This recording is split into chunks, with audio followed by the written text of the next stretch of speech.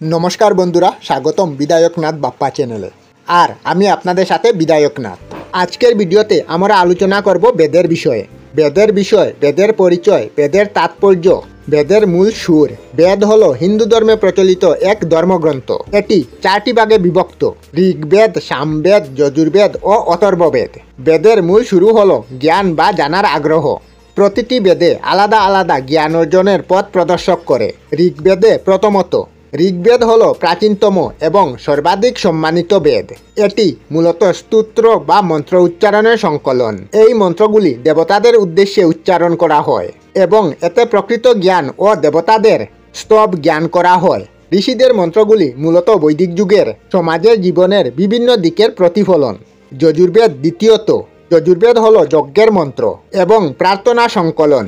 এতে যজ্ঞের সময় উচিত মন্ত্র এবং জ্ঞানের সঠিক পদ্ধতি বর্ণনা আছে। এটি 2 ভাগে বিভক্ত: শুক্লা যজুর্বেদ ও কৃষ্ণা যজুর্বেদ। শুক্লা যজুর্বেদে মন্ত্র এবং তাদের অর্থ সরলভাবে বর্ণনা করা হয়েছে, যেখানে কৃষ্ণা যজুর্বেদের মন্ত্রগুলি এবং তাদের ব্যাখ্যা মিলিয়ে মিশিয়ে দেওয়া হয়েছে। সামবেদ তৃতীয়ত। সামবেদ হল সঙ্গীতের বেদ। এটি ঋগ্বেদের মন্ত্রগুলিকে সুরে গাওয়ার জন্য উপযুক্ত করে সংকলিত করা হয়েছে। সামবেদের মন্ত্রগুলো মূলত যজ্ঞের সময় গাওয়া হয় এবং এর মাধ্যমে দেবতাদের সন্তুষ্ট করা হয়। সামবেদে সুর এবং তাল গুরুত্বপূর্ণ ভূমিকা পালন করে, যা সঙ্গীতের মূল বিষয়বস্তু। অথর্ববেদ শ্রেষ্ঠ। অথর্ববেদ হল মন্ত্র এবং প্রার্থনা সংকলন, যা দৈনন্দিন জীবনের বিভিন্ন সমস্যা সমাধান করে। এতে স্বাস্থ্য, সুখ, নিরাপত্তা এবং সামাজিক সমস্যা সমাধান প্রদানকারী মন্ত্র এবং প্রার্থনা রয়েছে। অথর্ববেদে দৈনন্দিন জ্ঞান এবং বিজ্ঞান সম্পর্কিত তত্ত্ব রয়েছে। বেদের তাৎপর্য অপরিসীম। এটি শুধুমাত্র ধর্মীয় গ্রন্থ নয়, বরং প্রাচীন ভারতীয় সমাজের জীবনের প্রতিফলন ঘটায়। বেদের মাধ্যমে আমরা প্রাচীনতম ভারতের সংস্কৃতি, ধর্ম, বিজ্ঞান, সঙ্গীত এবং সমাজের বিভিন্ন দিক সম্পর্কে জ্ঞান লাভ করতে পারি।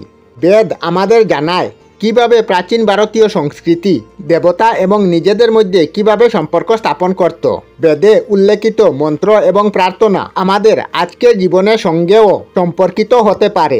বেদের মন্ত্রগুলি উচ্চারণ করে আমরা মানসিক শান্তি লাভ করতে পারি এবং জীবনের বিভিন্ন সমস্যা সমাধান করতে পারি। সর্বশেষে বেদ হল প্রাচীন ভারতের একটি অমূল্য সম্পদ। এটি শুধু হিন্দু ধর্মীয় নয়, সমগ্র মানব জাতির জন্য জ্ঞান এবং প্রজ্ঞার উৎস।